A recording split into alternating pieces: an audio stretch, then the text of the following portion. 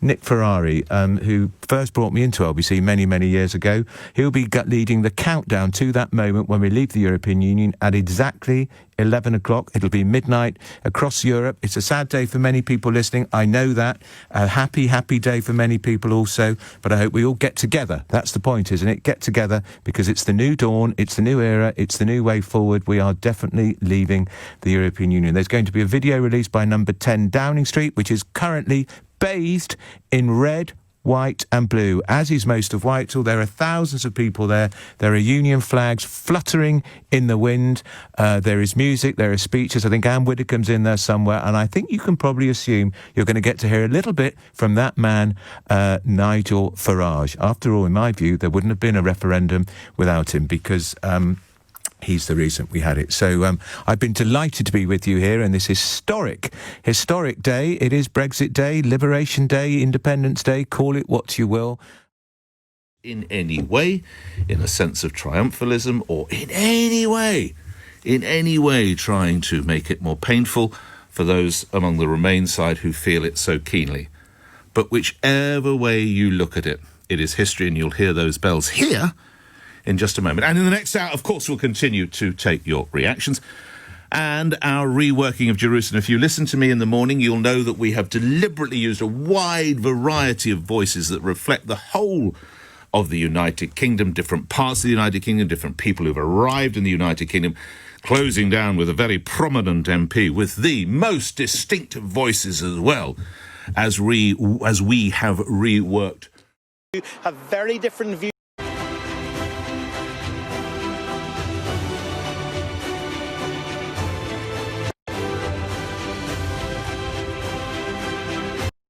Farewell, but to keep a close friendship, of course, with our friends in Europe, no longer in the European Union. To quote the Prime Minister, a new dawn begins now.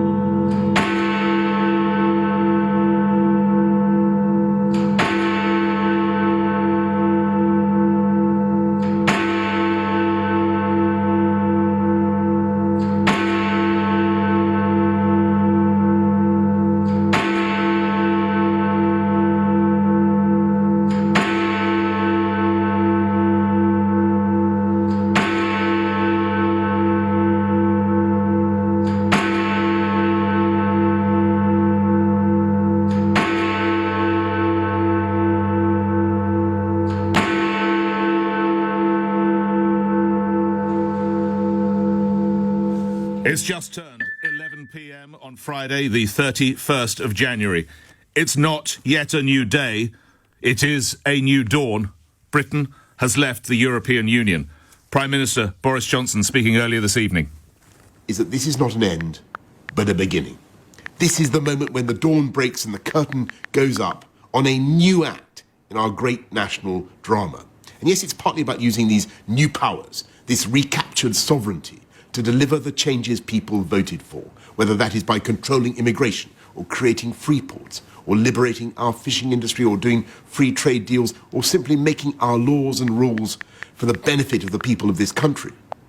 And of course, I think that is the right and healthy and democratic thing to do, because for all its strengths and for all its admirable qualities, the EU has evolved over 50 years in a direction that no longer suits this country. And that is a judgment that you, the people, have now confirmed at the polls not once, but twice. And yet, this moment is far bigger than that. It's not just about some legal extrication. It is potentially a moment of real national renewal and change. Prime Minister speaking earlier. I want to hear, of course, from you whether, I'm looking at monitors here, television monitors in the LBC studios. There does appear to be some fireworks going off, and parties being held, whether you have been able to hear the sound of fireworks as now It is done. The wrangling, the talking is over. Britain has Brexited. And as you heard from the Prime Minister there, and we've mentioned a couple of times, this new dawn, a real national renewal, an era of change, a time to begin to level up and paying tribute, as he should and he rightly did, to what the European Union has given. But that's it. And now, really, for many people, the hard work begins. Because in reality, if you're planning to go to Europe or European Union country this weekend, it makes no difference whatsoever. If you've got family or friends coming back from countries or coming over from countries, it makes no difference whatsoever. If you trade, if you want to move. The real battle starts now because the 11 months of negotiation begin, and this is when, in a way, all the promises that Boris Johnson and others have made, we'll see what they come to. We'll go around the country to our reporters, and indeed we'll try to go to Brussels as well to reaction. And I want to hear from you. Did you hear fireworks? I have to say that here, looking at TV screens, they did appear to be some. But what happened in your particular area? But let's, as I say, hear from our LBC reporters who are dotted around. Appropriately enough, we start in 10 Downing Street. LBC's Westminster correspondent to Ben Kentish. Ben, good evening again. What's happening there? Clock that was being projected onto that Downing Street wall reached zero. Huge cheer from hundreds of people who had gathered outside the gate. Some saying they'd hoped, some even saying they'd prayed for this moment, and a few had brought their children to see that historic event. Now, behind that door, Boris Johnson was hosting a Brexit night party for some of his ministers and his advisors. Many of them were involved in the Leave campaign and brought into government when he took over last summer. The street itself, reasonably quiet, more noise coming from outside, and I suspect probably lots of noise inside too, but a whole array of the world's media. Of course, it's not just a historic event for Britain, but Europe too, and indeed beyond that. And Ben, lastly, do we know what's happening inside? Do we know what the Prime Minister has planned for this weekend? And indeed, of course, the start of the week when he wants to show, I imagine, that sleeves are rolled up and we're getting down to business. Absolutely, Nick. The priority now is moving on from Brexit. Of course, it was announced a while ago Boris Johnson didn't even want his ministers to use the word. So I think we'll be hearing a lot in the coming days about the NHS, about schools funding, about all the things that Boris Johnson promised voters that would happen if he got Brexit done. He has now got Brexit done. Tonight's about celebrating that, but the real work, I think, for the government begins on Monday. Ben, thank you. We'll be talking again soon, whether it's, of course, tonight or whether it's on Monday. We'll talk soon. Ben Kentish is LBC's Westminster correspondent. He's at 10 Downing Street, our political LBC political editor, Theo Ushwood. He, of course, has been at the party that was addressed by Nigel Farage. Let's see if we can hear him clearly now. Theo. There was a big countdown as we got to 11 p.m.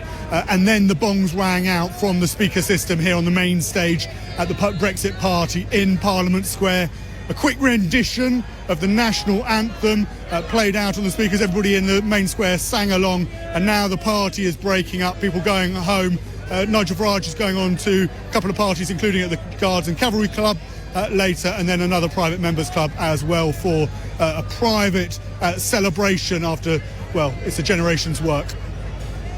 Let me just ask you, Theo, before you go, what was there presence of any Remainers or people with the distinctive European flag with the yellow stars?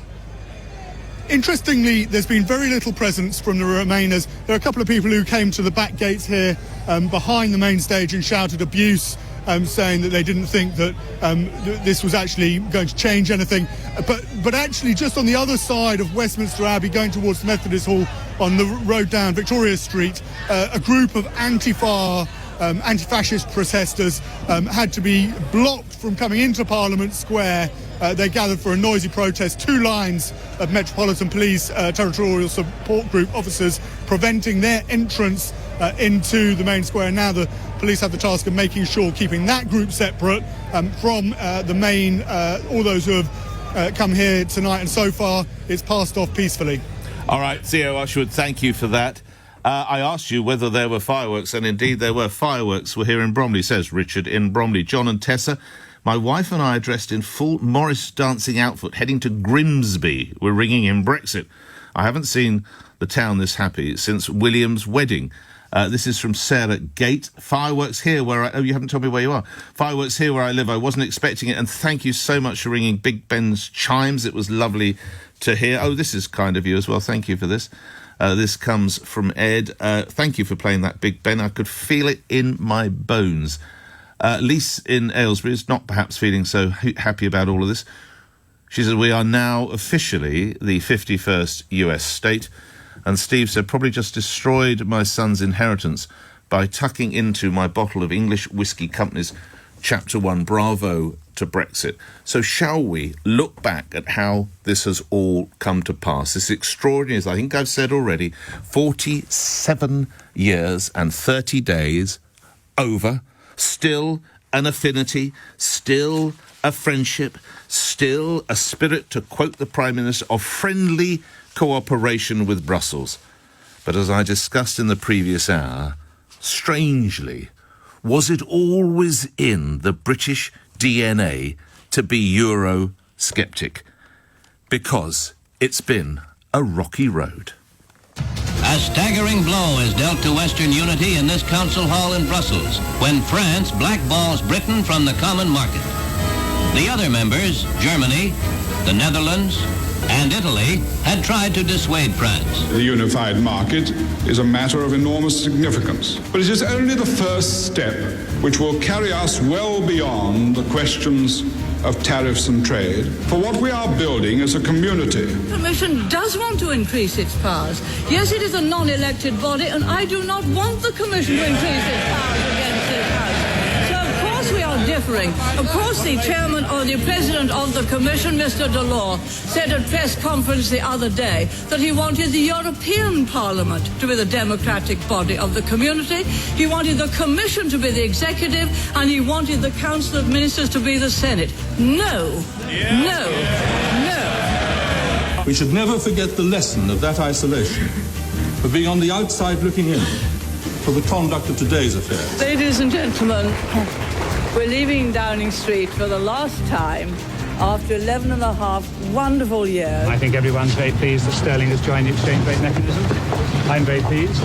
We've been waiting for this decision for a long time. It's now been made. I think it will be a great success, and I'm looking forward to discussing it with my colleagues. Leaving Europe would leave Britain diminished in the world, do significant damage to our economy, and less obviously, but just as important to our future, would go against the very qualities that mark us out still as a great global nation. We are the People's Army, aren't we?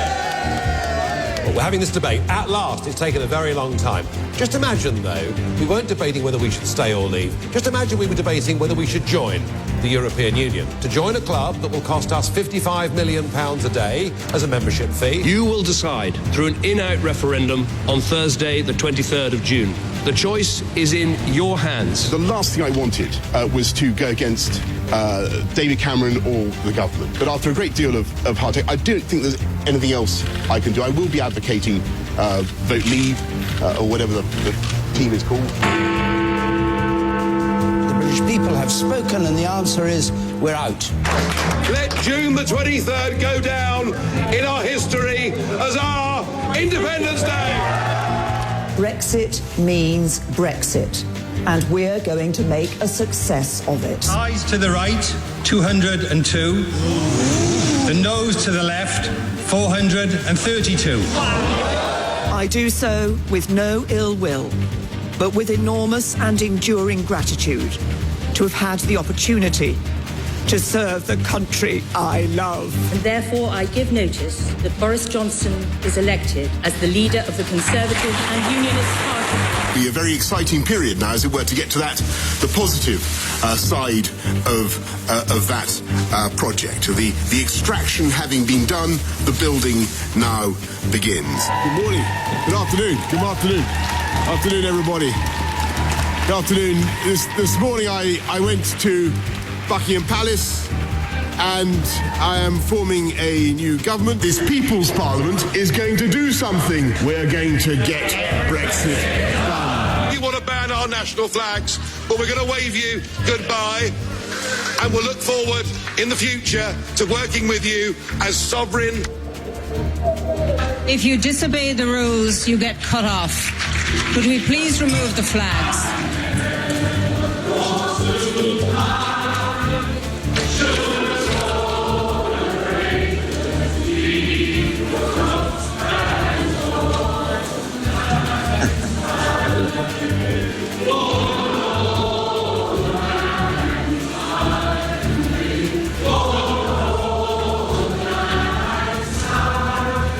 Tonight, we are leaving the European Union. For many people, this is an astonishing moment of hope, a moment they thought would never come.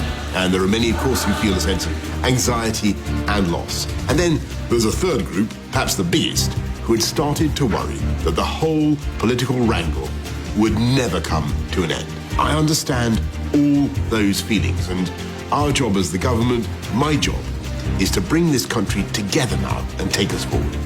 The most important thing to say tonight is that this is not an end, but a beginning. Boris Johnson finishing that report. It's 13 minutes past 11 at night, 13 minutes then, since we said farewell. See you later.